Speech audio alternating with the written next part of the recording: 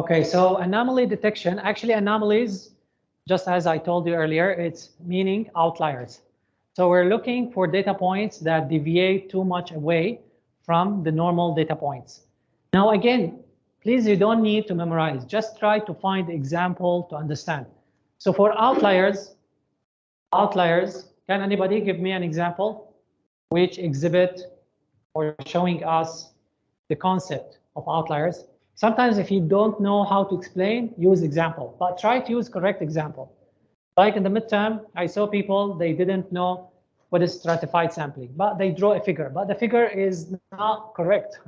I mean, just they draw people and then just they highlight that, for example, we have 6% and then we picked 3, for example. Okay, but it doesn't demonstrate the concept of stratified sampling.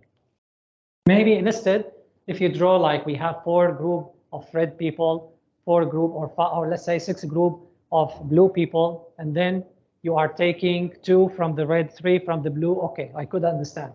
But just drawing people and highlight them, that's all without showing what stratified sampling is, okay? I find it hard to accept because that means you are still talking about random sampling.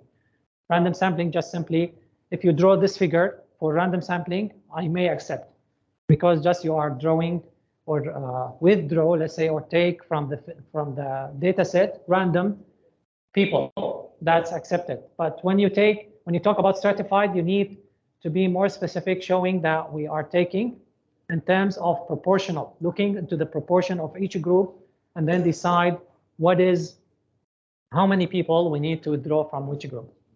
Okay. So anybody can give me an example for anomaly?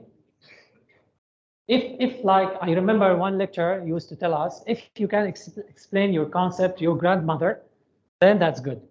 You understand. But if you cannot explain, that means you don't fully understand, right?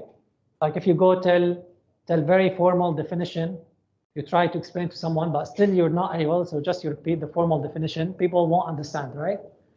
So again, can you give me an example showing what is anomaly or giving me the idea for me, okay, I can understand from the example what anomaly is. Anyone?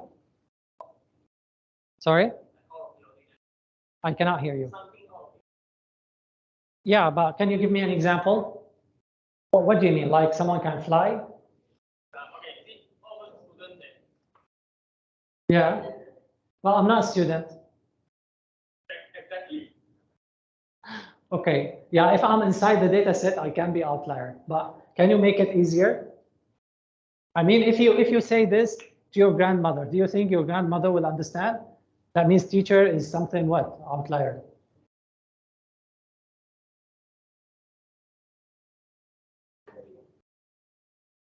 Maybe think about it in your real life. If you're coming to the school, to the faculty every day, and you met a new student, join the faculty, whose age is 20, for example, would you be surprised? No, right? Normal. No, why would you be surprised if his age is 20? Right? That is normal because the normal age for a student joining, let's say, degree, let's say between 19 and 23. So that's normal, right? So if you met next day, you found a new student join the faculty and whose age is 23, 22, that's normal. But how about if you come one day and you saw in your class, there's a student whose age is 60?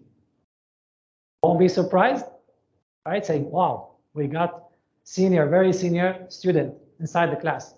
So this is exactly meaning outlier. Outlier meaning something deviate away from the norm, right? From the norm. So the norm for students' age is between, let's say, 19 and 23. But suddenly we found, or there's one person which is out of the norm. Now, if the majority of the students are, let's say, their age is, I mean, they are in high age, like let's say 50 and 60, then this is a norm for that case. But I'm talking about where the majority of the students have age between 19 and 23, and suddenly you find that there's a student joining the faculty whose age is 50 or 40, right? Then this is outlier. Now, is outlier something bad as a concept? No, I mean, this student doesn't mean the student itself or this person whose age is 60 is bad. No. But why we concern about outliers when we come to data mining? Anybody can explain? So now, hopefully you understood what is outlier. Something deviate away from the norm, from the majority. But why we care about spotting outliers when we conduct data mining? Why? Yeah, but yes, he's something special, outlier. But again, why? Why we need to know whether there's outlier or not? I don't care. He's just a student attending. So why do I need to take care of my data set and spotting outliers? If you remember, I gave you example back when we were talking about data pre-processing. Anyone can remember? Was about car data set. Sorry? Yeah, correct. So when I gave you the example, I said that you have data set about the cars. That means the characteristic of the car, maybe the capacity of the engine, right? The brand of the car, the year of manufacture, the capacity, I already said, the tank capacity, and so on and so forth, the power of the engine, and so on. And then you have the sales price for each car. Now, if you got antique car inside, this would be something unique, outlier from the norm. Now, the majority of the car, if you look inside Compare, for example, if you collected your data set, will you see the majority are antique cars or modern cars? Modern cars, right? Have you ever seen any antique car? For me, never. I'm already here more than 2 years. I've never seen antique car, but let's say there's one. So we can say this is out of the norm, right? The cars inside Compare are modern cars, but we've spotted one. Now, where's the problem? Why we need to care about this? When we are building a model in data mining, let's say to predict the sales or the price of the car. Yeah, so here is we go. So why? Sorry? Yeah, it's a noise outlier. Okay, I accept it. But why I need to care about it?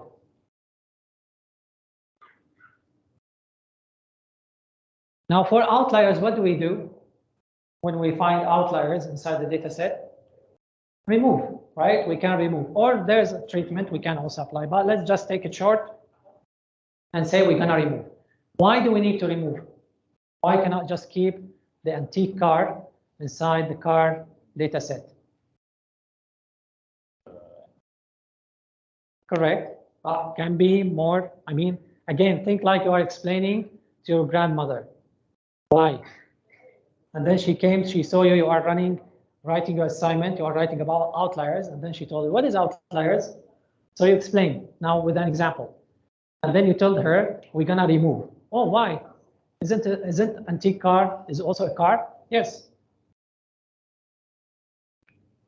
Come on, nobody? Now, if I give you this question, the final exam, you don't answer? Anyone? Now, in order to know the answer, remember, what is your task? Why you have this data set? Because just now I said I need to predict the car price. So I'm interested to develop a model that is able to predict the car price based on set of characteristics of the car, right? Now imagine the model is reading your data set and find the characteristic of your car and the car price. So for example, looking into the cars in general, saying we have one car manufactured in 2022, the price is X, or let's say 10K, right? 2023 is 15K, and so on. Now looking backward, looking into 1990, the price, let's say, is going to be 3K, so dropping down, right? So that means as the year of manufacture increases, the price of the car is going to go up, right? As the car age becomes older and older, the price drops down. So the model will understand, think of it like a baby, will understand that as the number of years increases, the age of the car, as the age of the car increases, the price will drop down, right?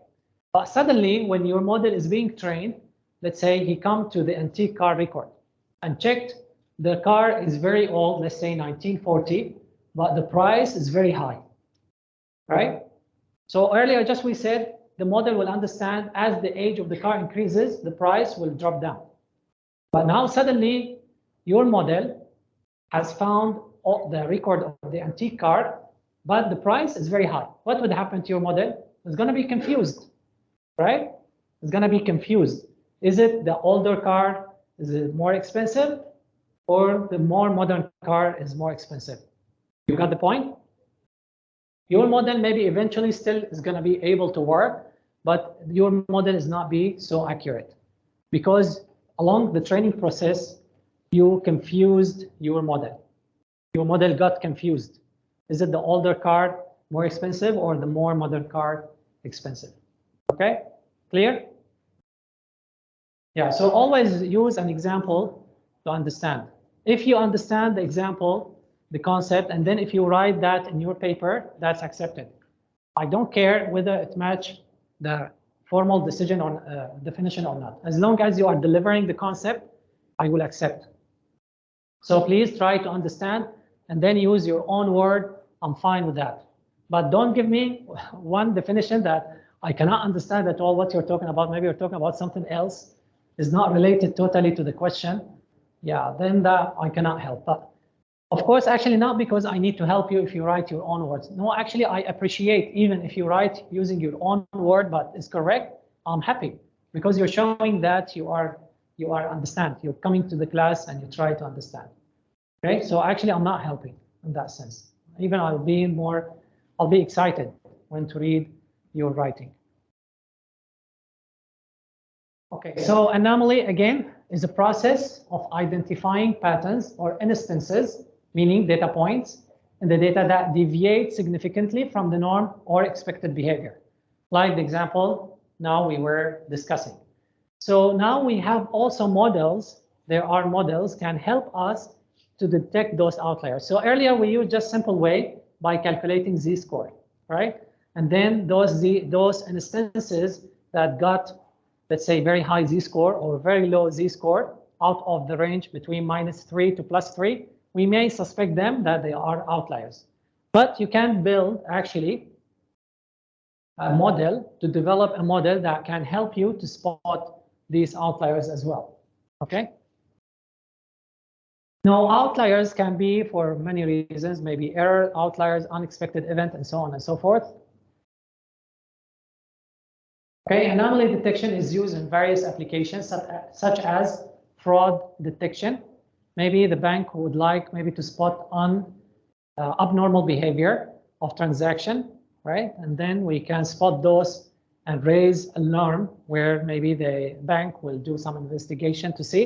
So those abnormal behavior, let's say in terms of the bank or transactions, then we call it, we can use anomaly detection to spot fraud, let's say, fraud transactions. Or intrusion detection, fault detection. Let's say if you are working in a company and then the company are producing products, right? So the product, some products may be failed. They're not working. Even they just manufactured. So maybe based on the features they have collected about these products along the way, maybe they may spot or build a model that help them tell them that this product that you have produced might have a problem. So they can take it to do some investigation or inspection to verify whether really there is an error or maybe, so if there has a problem, then cannot be shipped out to the customer, right? That can cause damage for the company reputation. So they should take it out. So it can be helpful for them also to spot any faulty devices or equipment. Also can be for health monitoring system. So now you can remember also, like in the quiz, there was one question, is fraud detection requires data mining model? Yeah, majority said yes, but there are also a few who said no, right? For these type of tasks can be difficult. I mean, consuming time and process. So we need AI in order to help us to spot those problems. Okay, this is an example of a atypical behavior. For example, when categorizing website users based on their actions, those exhibiting atypical behavior like uncommon number of requests per second can be identified as anomalies. Again, anomalies are outliers. So actually another name for anomaly detection is outlier detection. Fraud transaction, as we said, so if a customer usually spends $100 or less per transaction, and suddenly a transaction is made for $10,000. This could be an anomaly and potentially fraudulent transaction. Now you may wonder, is this required data mining? No, right? But just to make the concept clear for you, what is anomaly? Okay, but it can be more complex than just looking about the total spending for a user. Okay. Abnormal reading, also if you are using sensors to calculate or capture the temperature, humidity, and so on and so forth. So also can be for those readings that shows you unusual temperature or pressure reading, can be also considered abnormal. Now, what is the goal? You should already be aware that the goal is to find those objects or data points that do not conform to normal patterns or behavior. So anomalous objects are known as outliers. They lie far away from other data points. Anomaly detection is also known as deviation detection, exception mining, or anomaly or outliers detection. All of them refer to the same thing.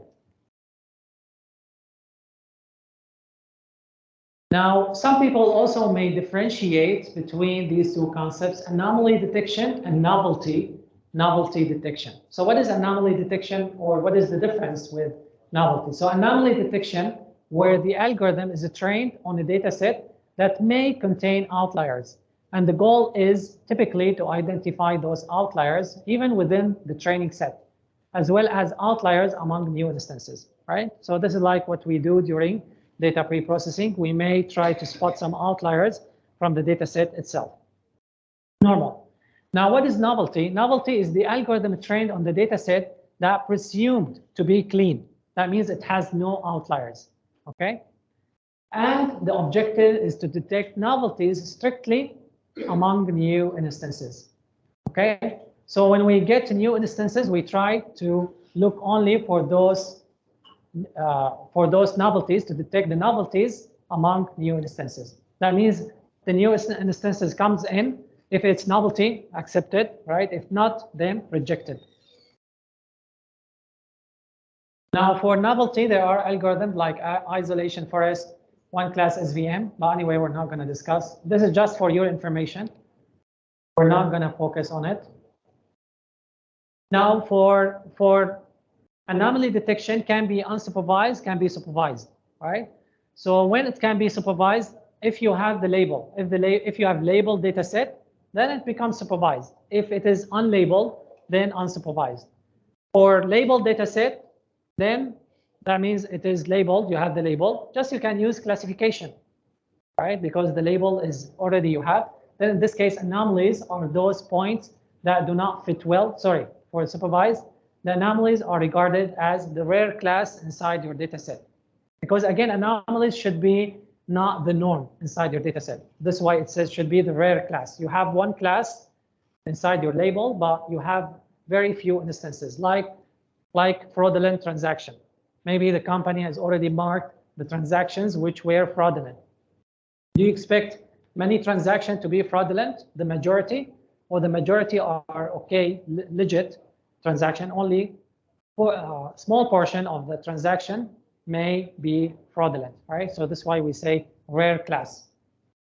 The unsupervised, we're looking to anomalies that do not fit well to the majority or to the norm of the data set. Now, one of the algorithms that we're going to talk about today is called Gaussian mixture algorithm. Actually, this algorithm can be used for clustering as well, not only for anomaly detection. So Gaussian mixture aims to segregate or to cluster a data set into groups or clusters based on certain similarities. Gaussian mixture is a statistical model that points that data points arise from multiple Gaussian mixture with unidentified parameters. I'm going to explain soon. Each set of data points stemming from individual Gaussian distribution create a cluster that usually resembles an ellipsoid to represent subproportion population that follows a normal distribution with a larger population. We utilize Gaussian mixture model. Meaning, the point is about Gaussian mixture. As you see, the word Gaussian is there. So it should remind you of Gaussian distribution, right? We discussed about things during practical session 3, right? When we start data pre-processing, we talked about Gaussian distribution. Gaussian distribution simply where you have what? Where you have the majority, where you have the bell shape like this, right? So you have the bell shape, remember the bell shape like this, where you have less number of values here or less number of objects, data points inside your data set rely here, and same on the other end, while the majority of the data points in the middle. So if you calculate the mean, for your data points, majority of the data should rely around the mean value, either greater or lower, but they do not deviate or go too much away from your data. If the case is like this, then we call it normal distribution. You have normal distribution. Now this is for when you have only a single data point. So you're calculating, or you are showing, like, for example, you take the histogram for one features, then it should look like this. Now, if you have two features, then it should look like this. Or you have elliptic. If you notice in the middle is red, as you go away, right, like the case here, if you go away the data point, the number of data points will drop down. So in the middle, you have the high density of data points, like here. The high density of data points relies in this area. This area is the red color here. Okay, clear? So the area in the middle of the bell shape, this is here, the red one, this is resembled in two-dimensional Gaussian. Now for Gaussian distribution, we look for two properties. We have the mean that we need to calculate and the covariance. The covariance will actually explain the relationship between the data, because if you look here, these are not circle, they are elliptic shape, right? Showing that between X and Y, or X1 and X2, there is a relationship somehow between them. So this is a good example if you like to apply Mahalanobis, if you remember back going to proximity measures, because Mahalanobis takes into account the covariance matrix, correct? You remember Mahalanobis during data pre-processing, the proximity measures, when we discussed, it had an element for covariance. How about Gaussian mixture? Gaussian mixture is generated, assume that the data set is generated from several Gaussian distributions. So if you take this example into consideration, then what you can notice, we have many elliptic shapes where we have majority of data points rely in the middle. And then as you go away from the middle, the number of data points drop down. So earlier here, this one showing you one Gaussian distribution for two dimension with one distribution. All right, now the following circle or the following figure shows you have many elliptic shapes, right? Check. One elliptic shape here, another elliptic shape here, and another elliptic shape here. So Gaussian mixture assume that the data is generated from several Gaussian distributions, from many distribution. Each distribution on its own resemble Gaussian distribution. Because Gaussian distribution, not necessarily inside your data set, you have only single Gaussian distribution for your data. Your data may be going, let's say, like if you take the belly shape, this one showing you have one Gaussian distribution. But if you have many, then you may have many peaks. Maybe you're going for some time one peak, then going down, then there's another peak going up, coming down, right? This happens. If you have like this case, let's say two peaks, then you have two Gaussian distribution inside your data. Clear? So Gaussian mixture assume that the data is generated from several Gaussian distribution. Again, this is clustering. Gaussian distribution or Gaussian mixture is a clustering algorithm. So what is the difference between Gaussian distribution or Gaussian mixture and k-means? In nature of algorithms, K-means and GMM, the Gaussian mixture models. The first one, K-means, is non-probabilistic model, meaning we are looking for partition-based clustering method. It doesn't calculate the probability. It is non-probabilistic model. For GMM, it's probabilistic model and assume that the data is generated from mixture of several Gaussian distribution. For the cluster shape, if you remember when we talked about K-means assume the cluster are spherical or globular shape, have globular shape, and equally sized. If you look back to the slide, we also discussed about equally sized. This means that it works best when clusters are round and have similar size for K-means. Gaussian mixture models can model elliptical cluster as it accounts for variance. Each cluster can have different shape and densities. So if you have different shape and densities, K-means cannot work. JMM or Gaussian mixture models, okay, because it can adapt or it can, it doesn't matter what is the shape for your data or even the density, right? So K-means is like has limitation which Gaussian mixture models can overcome. Okay, but JMM or the Gaussian mixture is more complex than K-means. K-means is simpler method. JMM is more complex. About scalability, K-means typically faster and more scalable, especially for large data set. Gaussian mixture model, computationally intensive, expensive, especially for large number of data points due to the calculation of covariance. So it's going to take longer time to converge and find the solution, especially if you have large data set and it's going to be taking a long time.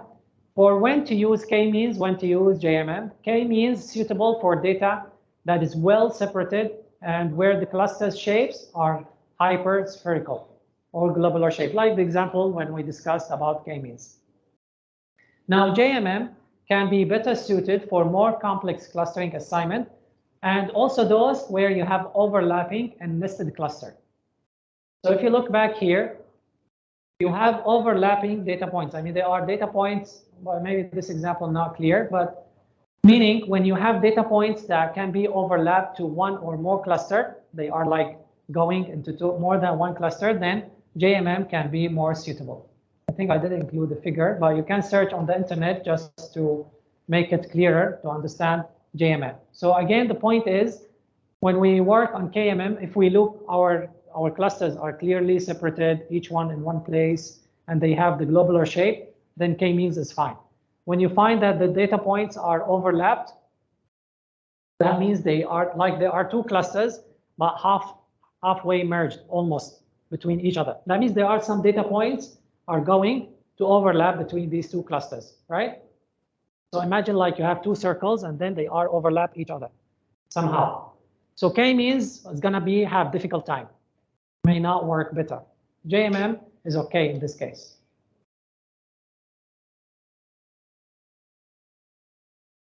Now, how to use Gaussian mixture? So inside scikit-learn, you have mixture model. So you can import Gaussian mixture. Then you need to define an object. And notice, actually, Gaussian mixture is also similar to K-means in two things. The first, K-means, you have to specify K. You need to tell K-means how many clusters you suspect. Same way here, N components refer to K, if you like to think of K-means. So that means you need to tell also Gaussian mixture how many clusters you have. Same like K-means. Also, if you remember in K-means, we had to use N initialization. Why? Because it depends on the randomness when it assign or initialize the centroids. So we may not have the best solution. So that's why in K-means we run several times, right, in order to get the best solution. Similar way here. In Gaussian mixture, also it requires to run several times, and then Gaussian mixture will give us the best model that has been used to fit on our data set. So actually it's somehow similar, but we're gonna see later how it's different and how Gaussian mixture can help us to identify the outliers, okay, where K-means do not provide this facility. Now, as I said, for Gaussian mixture or Gaussian distribution, we need two things. We care about the mean and covariance. So if you, after you you fit your data, you can call for the mean values, and you can also request to give you the covariance. So you can obtain the mean and covariance. You can obtain the covariance and the mean for your data by calling these two properties, means and covariance. Okay. Now, Gaussian mixture model can be used for hard clustering and soft clustering. So you can call predict, and it's going to give you the cluster index value. You can also call predict probability to give you the probability that the data point, each data point, what is the probability it belongs to cluster 1, what is the probability belongs to cluster 2, cluster 3, and so on. Then if you like to look here, so earlier we saw the first data point was belong to cluster 0, index 0. Looking here, cluster 0, the probability of the data point belong to cluster 0 is the highest, 0.977. So a similar way like what we observed earlier. Now here the things start to be different. Now this model is probabilistic model, and plus it is generative model. What do we mean by generative model? That means once we study the mean and covariance, once we obtain the mean and covariance, we can generate new data points, even they do not exist inside the data. This is what we mean generative model. Meaning, if you like to generate a new data point, this model can generate new data, can give you new sample, extra sample by calling sample function. Inside GM, after you fit, then you give how many data points you wish to generate. So for example, here 6 data points. So it has given us 6 data points, and even their label to which cluster they belong. So the first data point generated belong to cluster index 0. The following one belong to cluster 1. The last 3 belong to cluster 2. Okay, so this is what we mean by generative model. Meaning you can generate new data points after you fit your model. Also, there's one function called score sample. Score sample is going to give you what? It's going to estimate the density of the model at any given location. And this is score sample simply depends on the method called probability density function, or PDF. They call it for short PDF, probability density function. And then they took the logarithm. So they apply the logarithm of the probability density function, score sample. And this one is going to give you values for each data points you have inside your data set. Okay, so starting from each data point, you're going to get some figure. How this figure can be useful, soon you're going to find out. So this method in particularly useful when you want to determine how likely or typical a sample is given the fitted GMM. For example, in anomaly detection, samples with very low likelihood, they may have large negative values, could be considered as anomaly. Okay, so again, this one can calculate the log of probability density function. It's going to give you some score. This score can help you later to determine whether you have outliers or not. But still how? Not yet. We're going to discuss soon. But let's understand more. So what does it mean? So Gaussian mixture model can be used to detect anomalies. Very straightforward. How? We're going to see how. For instance, in manufacturing firm aiming to identify flawed items, the proportion of these defective items is typically established perhaps at 2%. Okay, ignore this, it's still not clear. Now you can think about the calculation of density, the one that GMM can provide. So think of density like the crowd density at a concert. Some areas have a lot of people, right? So high density. Some other areas might have just few people, low density. So this is what we mean by density first. Now, in the context of GMM, the density tells us how many data points are packed into a particular areas. High density means a lot of data points are close together in that area. Low density means few data points. Okay, so far. Now, what happened?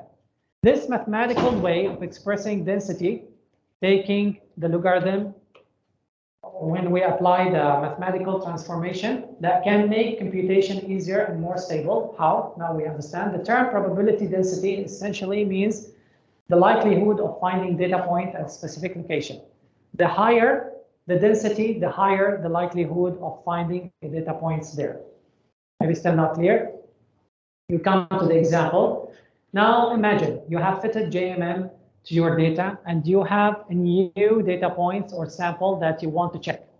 Now, if the sample falls in high density area, that means it is typical and likely because many other data points are similar to it. So if you calculate the PDF, the value is going to be high value, meaning you have many data points surrounding this data point. So you can indicate, you can understand this data point is normal. Okay, this data point is normal. Now, if the sample falls in low density, it's unlikely or atypical.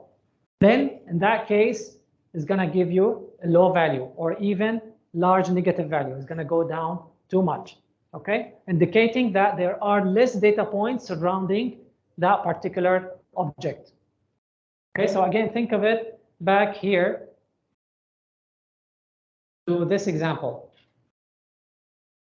Now, if I'm calculating the logarithm for PDF for each data point, if you take the center points here, then the density value when we call PDF or the score sample is going to be high, indicating beside this data point there are many other data points. There are many other data points. But if you go to this red one, you see those on the side, or these here, or here, or here. Now, if you calculate the score sample for them, then the value is going to be low, or maybe even large negative value, indicating less number of data points surrounding them. Okay, so we can use this figure to identify whether this data point is outlier or not. If we calculate the score point, and then it shows us, let's say, we calculate data points on the data point. Now I'm standing, let's say, somewhere near many people. Then my score sample is going to be high, indicating that I'm surrounded by many people, many data points. Now, if I go away where I stand here, and then I have nobody surrounding me, then my score sample is going to drop down or even become large negative value, indicating I'm alone, I'm isolated somehow. There's no much data points surrounding me. This can be helpful to say, okay, this data point is outlier. You got the point? How are we gonna take advantage of this? So this is how we apply Gaussian mixture. Let's go further and see. If you have a manufacturing process and you know that 2 out of 100 products is typically defective, that means 2%. So you would set your threshold that the least likely 2%. Please here fix this. I forgot. Should be also 2%. Those in the lowest density areas are considered anomaly. Let's look to the example. Then we explain. I think this is almost the last slide. Meaning, now we already fitted our GM, the Gaussian mixture model. We fitted on our data. Then what we do, we go and call the function score sample. So we call the function score sample and we provide our data. Let's say I suspect that inside my training data or my data set, I have outliers and I would like to take them out. So I go and call score sample for X, for my training sample for X. Then what I do, now I got all the densities scored for all data points I have inside my data set, right? Now what's next? I go and call MP percentile and provide the densities that Gaussian mixture has provided and the value 2. The value 2 comes from here because we knew in advance that every 2 products out of 100, they are faulty inside the company. So MP percentile, what does it do? It's going to take all the densities. It's going to take all the densities, sort them out in ascending order. Then what's happened next is going to look at percentile 2. That means it's going to take all the densities and sort them out. And then look, what is the score value at which you have only 2% of your data set there, below that value. Okay, then you get the threshold. Finally, you filter out. You're going to have all the anomalies from your data set. Okay, this is following the Gaussian mixture, which assume that the data points come from several Gaussian distributions. Now, if you suspect your data have outliers, then how to use it? Then fit your model first on all your data you have, then exclude the outliers, then fit again Gaussian mixture one more time after you take away all the outliers from your data set. Okay? Yeah, so again, Gaussian mixture requires you to specify the number of cluster, like k-means. K-means requires k. Gaussian mixture requires the number of components, meaning the number of cluster you have.